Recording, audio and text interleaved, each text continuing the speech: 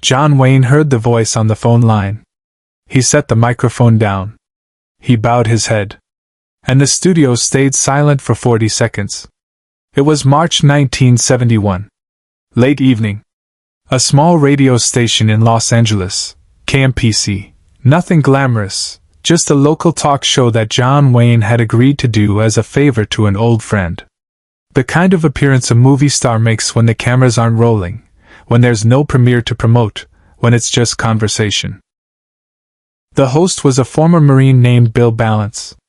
The format was simple: take calls, talk about whatever people wanted to discuss. Movies, politics, the war, life. John Wayne sat across from Bill in the cramped studio, a single microphone between them, headphones resting loose around his neck. He was 63 years old.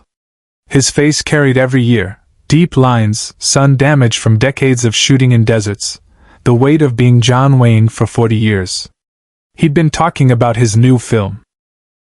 Something forgettable. The conversation had been easy, comfortable. A few laughs. A few stories from the set.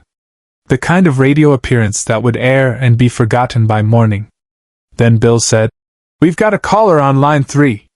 Says he wants to ask Duke about the war." Wayne nodded, settling back in his chair.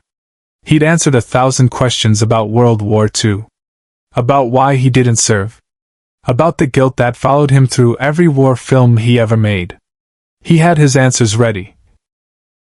The studio deferment, the family responsibilities, the way history played out. Bill pushed the button. "You're on with Duke. Go ahead." The voice that came through the speaker was quiet. Older.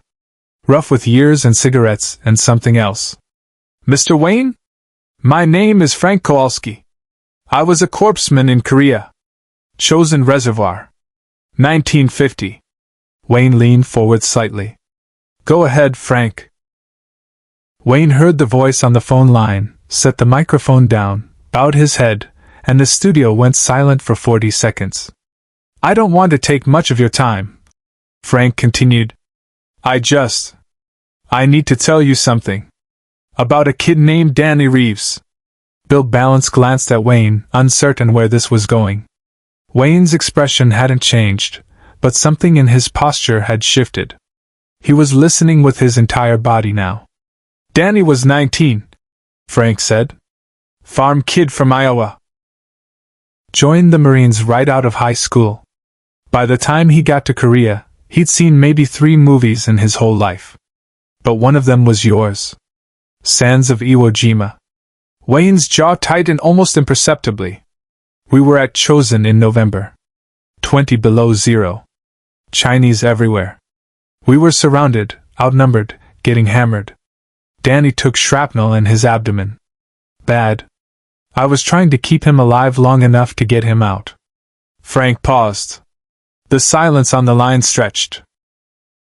Bill Balance started to speak, but Wayne raised one finger. "Wait. He was dying," Frank continued, his voice thicker now. "He knew it. I knew it.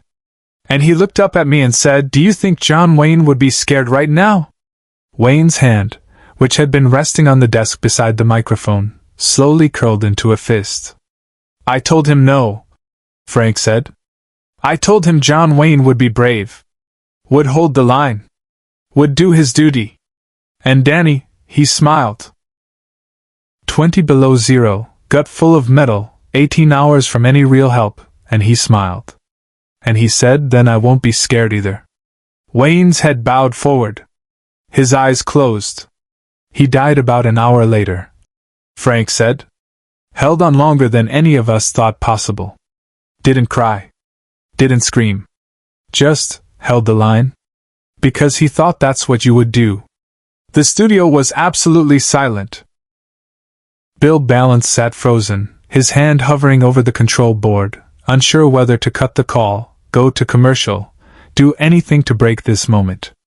Wayne's hand released from its fist. He reached for the microphone, then stopped.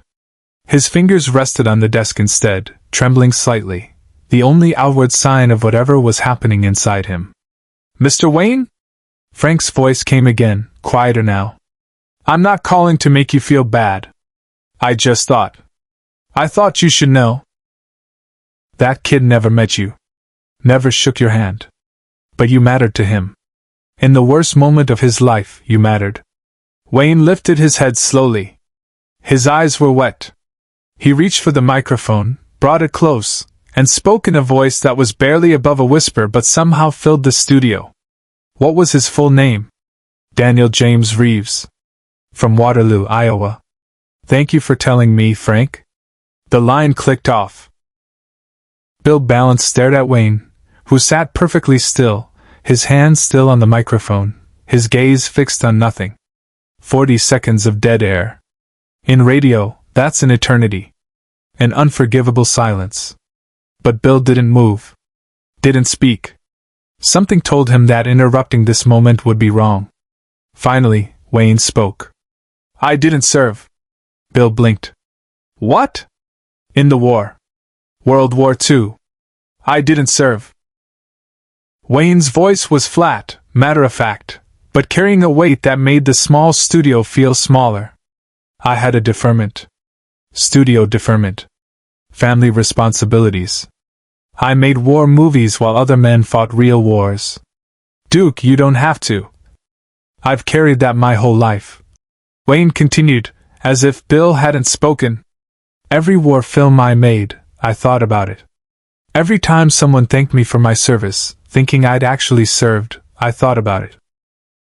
I thought about the men who really went. Who really bled. Who really died. Wayne didn't raise his voice. He didn't have to. He looked at Bill directly now. And now I find out that one of those men, a kid, really, died thinking about me. Believing in something I never actually did. Believing in a version of courage I only played at. Bill started to respond, but Wayne held up a hand. I'm not looking for comfort, Wayne said. I need a minute. He stood up. Removed the headphones.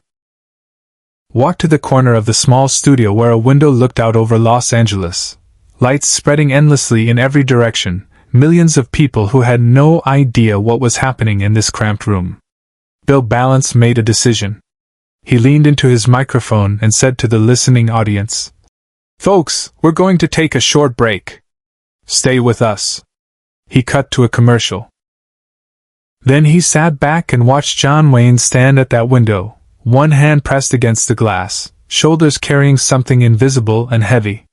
Subscribe and leave a comment, because the most important part of this story is still unfolding. To understand what happened after that phone call, you need to understand what happened before it. John Wayne's relationship with military service was complicated. During World War II, when he was in his 30s and at the peak of his early career, he had indeed received a deferment. Republic Studios argued he was more valuable making morale-boosting films. His wife at the time had 4 children. The deferment was legal, proper, unremarkable. But Wayne never forgave himself for it. While Jimmy Stewart flew combat missions over Germany, while Clark Gable served as an aerial gunner, while countless other actors put their careers on hold and enlisted, John Wayne stayed in Hollywood making movies about the war. He tried to enlist twice. Both times, the studio convinced him to stay. Both times he agreed. And both times, a part of him died. So he poured everything into the roles. He studied warfare. He talked to veterans. He insisted on authenticity in every detail of every war film. He visited hospitals, spent time with wounded soldiers, donated quietly to veterans' organizations. He tried to earn retroactively what he felt he hadn't earned when it mattered. But it was never enough. Not for him. After the war, as his career exploded and he became not just an actor but an icon, the symbol of American masculinity, courage, toughness, the guilt deepened. Every time someone called him a hero, he flinched inside.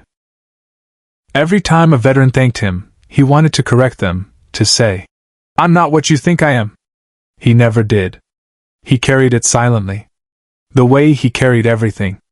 And now, in March 1971, in a radio studio in Los Angeles, a man named Frank Kowalski had just told him that a 19-year-old Marine had died believing in a version of John Wayne that John Wayne knew was a lie. Away from the cameras, Wayne made a choice no one expected. The commercial break ended. Wayne returned to his seat. He put the headphones back on. He looked at Bill Balance and said simply, "Let's keep going." Bill nodded. They went back on air. "Welcome back," Bill said to the audience. "We're here with John Wayne, and we've just had a significant call. Duke, do you want to say anything about what we just heard?" Wayne was quiet for a long moment. Then he leaned into the microphone. "If Frank Kowalski is still listening," Wayne said, his voice steady now, controlled, "I want to say something. Danny Reeves didn't die believing in me. He died believing in himself. He used the idea of me, this character I've played, to access his own courage. But that courage was his. It was always his." He paused, choosing his words carefully. "I've spent my whole life playing brave men. And I've spent my whole life feeling like a fraud because I never had to be brave in the ways that really matter. But maybe that's not the point. Maybe the point is that stories, even fictional ones, can help real people find real courage when they need it most." His voice grew quieter, more personal. "I didn't know Danny Reeves. I'll never meet him. I'll never shake his hand or thank him for his service. But I'm going to remember his name. Daniel James Reeves. Waterloo, Iowa. Chosin Reservoir. And from now on, every time I play a soldier, every time I put on that uniform and pretend to be brave, I'm going to think about him. About the real thing." The studio was silent again. But this silence was different. It wasn't empty. It was full. "Thank you for calling, Frank," Wayne said. "You gave me something tonight. I'm not sure I deserve it, but I'm grateful for it." They took 2 more calls after that. Both were brief. Both callers sensed something had shifted, that they were intruding on something too important to interrupt with trivial questions. When the show ended, Wayne shook Bill's hand and left without his usual pleasantries. He drove home alone, through the Los Angeles night, and according to those who knew him, he was different after that evening. Quieter. More careful with his words. More deliberate in his choices.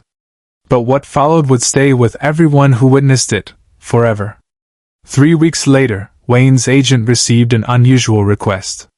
John Wayne wanted to visit a Veterans Administration hospital in Long Beach. No press. No photographers. No publicity. Just him. He went on a Tuesday afternoon. Walked through the wards. Sat with men who'd lost limbs in Vietnam, Korea, World War II. He didn't perform. Didn't do the John Wayne voice. Didn't crack jokes or tell war stories. He just listened.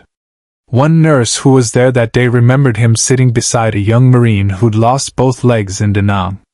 The kid was maybe 22, angry, bitter, convinced his life was over. Wayne sat with him for 90 minutes. Nobody knows what they talked about. But when Wayne left, the Marine was crying. And according to the nurse, he started physical therapy the next day for the first time in 6 weeks. Wayne made that hospital visit every month for the rest of his life. No announcement. No fanfare. Just showing up. In 1979, 8 years after that radio call, John Wayne died of cancer. Among his personal effects was a small card kept in his wallet. Written on it in his own handwriting. Daniel James Reeves Chosin, remember why it matters. The card is now in the John Wayne Museum. Next to it, museum staff placed a photocopy of Frank Kowalski's handwritten letter, sent to Wayne's family after his death, explaining that he'd been listening that night in 1971 and heard everything Wayne said after the call. Frank wrote. He understood. That's all that mattered. He understood. Wayne never laughed the same way after that night. Those who worked with him noticed it. The easy humor was still there, but something beneath it had changed. He'd heard the cost of the myth he carried. In his final film, The Shootist, Wayne played a dying gunfighter facing his end with quiet dignity.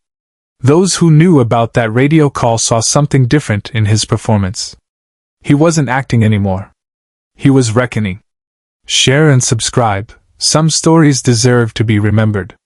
When Wayne died in 1979, Frank Kowalski attended the public memorial. He stood in the back, wearing his Chosin Reservoir veteran cap. A reporter asked him why he'd come. Because he listened, Frank said simply. And he remembered Danny's name. The card stayed in Wayne's wallet for 8 years. Daniel James Reeves. Chosin. Remember why it matters. He never forgot.